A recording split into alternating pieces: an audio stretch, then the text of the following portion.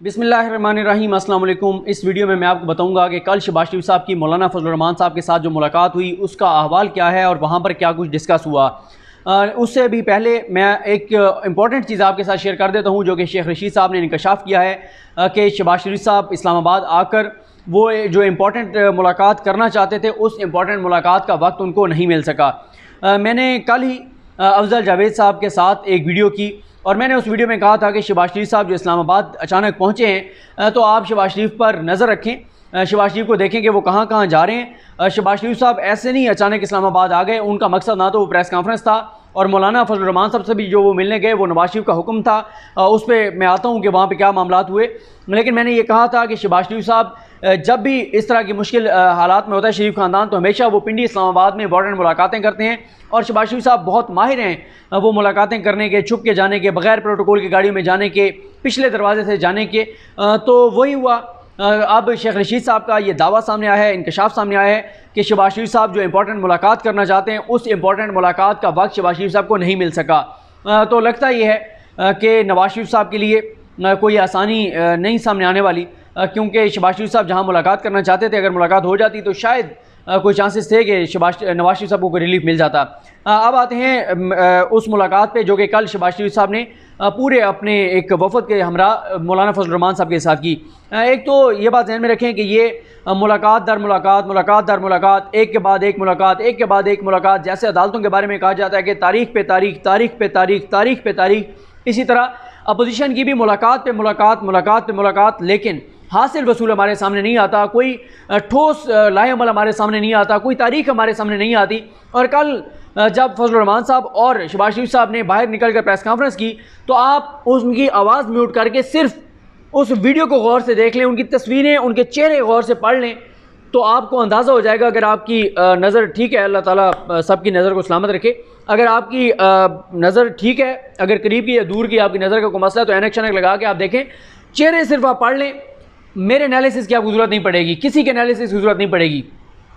इस पर कल हमारे दोस्त शाकिर सुलंगी साहब ने, जिनका अपना यूट्यूब चैनल भी है और वो मुसलसल रिपोर्ट करते हैं पार्लियामेंट को और अपोजिशन जमातों को, और शाकिर सुलंगी साहब को 18 से 20 साल हो गए हैं JUIF को कवर करते हुए। कल ज़ाहिर है मैं आपको ये बताता रहता हूँ कि जब भी इस तरह की मामला होता है तो मैं कोशिश करता हूँ कि 5-6 बंदों को कॉल्स करूँ जो उन जमातों को करीब से जानते हों, जिनके बारे में मुझे ये होता है कि इनके पास को खबर होगी। तो मैंने शाकिर सुलंगी साहब को कॉल की, मैंने कहा शाकिर सुलंगी साहब किस निगाह से देखते हैं इस मुलाकात को।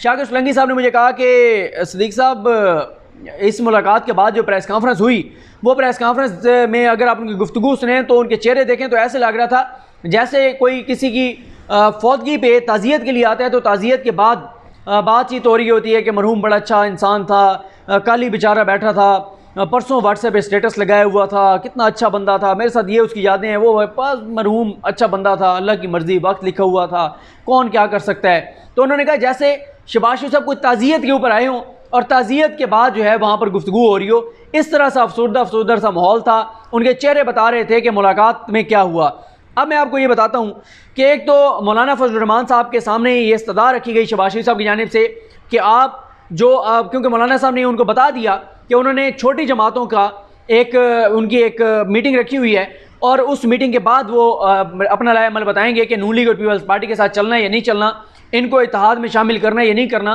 और अगर करना है तो किन शराइत पे करना है। शहबाज शरीफ साहब ने उनको इस्तदा की, दरख्वास्त की कि आप ये जो मीटिंग है इसको मुलतवी कर दें और आप या इसी मीटिंग में हमें भी बुला लें। लेकिन मौलाना साहब ने कहा कि अभी इस पर भी मैं आपको कोई कमिटमेंट नहीं दे सकता, ना तो मैं ये मीटिंग मुलतवी कर सकता हूँ, ना मैं अभी आपको ये कमिटमेंट दे सकता हूँ कि जी बिल्कुल हम आपको भी और पीपल्स पार्टी को भी इस मीटिंग में बुलाएंगे। और उसकी वजह यह है कि मौलाना फजलुर रहमान साहब को इस बात का तो अंदाज़ा है कि इससे पहले भी नून लीग ने उनके साथ हाथ किया, और अगर आप मौलाना साहब के जो खदशात हैं उनको आप कल का देखें, जो मैंने कल आपको बताया कि कल नून लीग मुकम्मल तैयार थी कि उनमें से एक तकसीम थी, उनमें से बहुत से लोग जो हैं वो तैयार थे कि हुकूमत की जो कानून साजी है उसमें वोट डाला जाए, लेकिन वो फिर जो मामला हुआ वो मैं से पिछली वीडियो में आपको बता चुका हूँ कि क्यों नहीं फिर वो मामला हो सका। जिस तरह वहाँ पे तलखी हुई, जो उनके दरमियान झड़प हुई, इल्ज़ामात लगे और उसके बाद फिर ये तरमीम नहीं की गई। ये भी हो सकता है कि शहबाज शरीफ साहब के ग्रुप के जो लोग हों वो हमें रेडी नज़र, जो लोग रेडी नज़र आ रहे थे वो शहबाज शरीफ साहब के ग्रुप के हों, वो जो है वो तरमीम में हिस्सा लेना चाहते हों, लेकिन जो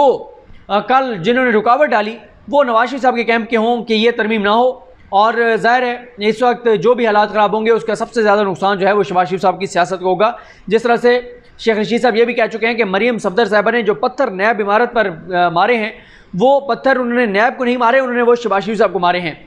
अब मौलाना साहब ने जो मैंने आपको बताया कि वो इनकी किसी बात में उस तरह से नहीं आए, उन्होंने कैटेगोरिकल कहा कि हम अपनी अपोजिशन जमातों का, छोटी जमातों का, गो के हम छोटी जमातें हैं लेकिन लोग हमारे पास आपसे ज़्यादा हैं, हमने आपसे ज़्यादा लोग निकाले हैं, हम अपोजिशन जमातें जो हैं बाकी नून लीग और पीपल्स पार्टी को माइनस करके हम उनका जो इजलास करेंगे उसमें डिस्कस करेंगे। हाँ ये मैं कर सकता हूँ कि मैं पहले कॉल पे दीगर जो जमातों के रहनुमा हैं उनका मौक़िफ़ ले लूँ, अगर उन्होंने इजाज़त दी तो शायद हम आपके नुमाइंदों को भी बुला लें, लेकिन उन्होंने कमिटमेंट नहीं दी। दूसरा ये भी है कि इस इजलास में ना तो APC की कोई तारीख तय हो सकी है, ना ही ये तय हो सका है कि लाएअमल क्या होगा अपोजिशन का, हुकूमत को किस तरह से टफ टाइम देना है। एक बात ध्यान में रखें, अगर ये अपोजिशन जमातें एक साथ बैठ भी जाती हैं, मुत्तहिदा अपोजिशन बन भी जाती है, तो भी ये एक एजेंडे पर नहीं आ सकते, इनके एजेंडे मुख्तलिफ हैं। नून लीग ये चाहती है कि ये असम्बलियाँ ख़त्म हो जाएँ, फ्रेश इलेक्शन हो, जबकि पीपल्स पार्टी हरगिज़ ऐसा नहीं चाहती। पीपल्स पार्टी इस वक्त तो पीपल्स पार्टी के लिए और ज़्यादा मुश्किल हो गया है। पीपल्स पार्टी कभी नहीं चाहेगी कि ये असम्बलियाँ ख़त्म हो और फ्रेश इलेक्शन हो। जो इस वक्त अल्लाह ताला अपना रहम और करम फरमाए सिंध के ऊपर, जो वहाँ पे सूरत हाल है, जिस तरह से पूरा सिंध बारिशों से जो वहाँ पर तबाही और बर्बादी आई हुई है, यहाँ पे पिंडी इस्लामाबाद में भी बहुत शदीद बारिशें हो रही हैं, इसमें कोई शक नहीं है कि पहले कभी इतनी ज़्यादा बारिशें नहीं हुई जितनी अब हो रही हैं। लेकिन आप देखें कि अब लाहौर की अगर हम बात करें, लाहौर में पानी जिन पॉइंट्स पे खड़ा होता है, कम से कम एक पॉइंट के ऊपर उन्होंने जो एक वहाँ पर टैंक बनाया और 14 लाख गैलन उसमें पानी आ सकता है। कोई उनका नज़र तो आया ना, एक पॉइंट पे बनाया है, बाकी उन्होंने लाएअमल दिया हुआ है कि इन पॉइंट्स के ऊपर हम बना रहे हैं, इस तरह के हम जो है वो टैंक बना रहे हैं, यहाँ पे पानी जमा होगा और उसके बाद वो पानी इस्तेमाल होगा। ये जो पौधों को लगाया जाता है, पौधों को पानी लगाया जाता है, इस तरह के जो है वो प्रोसेस होते हैं उसमें ये पानी इस्तेमाल होगा। लेकिन सिंध में कहाँ पे, सिंध में कचरा, तबाही, बर्बादी, करप्शन, लूट मार, बद इंतज़ामी, हर तरह की जो पाकिस्तान के मुख्तलिफ शहरों में जो मुख्तलिफ आपको चीज़ें नज़र आती हैं, वो अगर किसी एक शहर में आपने देखनी हो तो वो आप कराची में देख लें। अब जो कराची के साथ जो इस वक्त सूरत हाल हो रही है, सिंध में जो हालात हैं, अब तो पीपल्स पार्टी कभी नहीं चाहेगी कि ये असम्बलियाँ ख़त्म हो और फ्रेश इलेक्शन हो। अगर फ्रेश इलेक्शन हुए तो पीपल्स पार्टी के हाथ से ये खदशा है कि ये सिंध भी चला जाएगा। पीपल्स पार्टी इस वक्त उनके पास वही सूबा है जिसकी हद तक उनकी सियासी जमात है, पीपल्स पार्टी सिंध की जमात है, सिंध में उनके पास हुकूमत है। दोबारा इलेक्शन हो भी जाएँ तो कौन सा उनको वफाकी हुकूमत मिल जाएगी। पंजाब में उन बेचारों को उम्मीदवार नहीं मिलते, बाकी तो आप छोड़ दें कि उनको सीटें कितनी मिलनी हैं। तो अब एक और मामला है, उस पर एक स्टोरी है कि नवाज शरीफ साहब शहबाज शरीफ साहब के साथ डबल गेम कर रहे हैं या मौलाना फजलुर रहमान के साथ डबल गेम कर रहे हैं, किसी एक के साथ डबल गेम कर रहे हैं। वो किसके साथ कर रहे हैं वो हम नेक्स्ट वीडियो में करेंगे। लेकिन अगर आप मुझसे मुख्तसर पूछें तो मौलाना फजलुर रहमान और शहबाज शरीफ के दरमियान जो मुलाकात थी वो मुकम्मल तौर पर नाकाम हो गई है। शहबाज शरीफ साहब को कोई कामयाबी नहीं मिली, मौलाना साहब ने उनकी कोई बात नहीं मानी। मौलाना ने कैटेगोरिकल कहा है कि अगर अब हम पीपल्स पार्टी और नून लीग के साथ चलेंगे तो इसके लिए मिज़ाक़ जमहूरियत की तरह का एक मुआहदा होगा, रिटर्न होगा, कैसे चलना है, क्या करना है, और एक ऐसी कमेटी बनाई जाएगी जो इख्तियार जाफर कमेटी टाइप जिसके पास जो है वो इख्तियार होगा फैसले करने का। तो कल शहबाज शरीफ साहब को सिवाय दुआ के, जो मौलाना साहब ने कहा कि जी मैं दुआ गो हूँ, अल्लाह ताला आपके लिए आसानियाँ करे, जो इस वक्त आपके लिए हालात बने हुए हैं, यानी वो जो मियाँ साहब के केसेस लगे हुए हैं, और मौलाना साहब ने कहा कि जी मैं दुआ गो हूँ, बाकी हम आप इजलास करके आपको बताएंगे। तो कल सिवाय दुआ के शहबाज शरीफ साहब को कुछ नहीं मिला, ना कोई वादा, ना कोई और कोई गारंटी, बल्कि सिर्फ तसल्ली और दुआ, ये दो चीज़ें मौलाना साहब ने कल शहबाज शरीफ साहब को दी हैं। नाकाम मुलाकात थी। और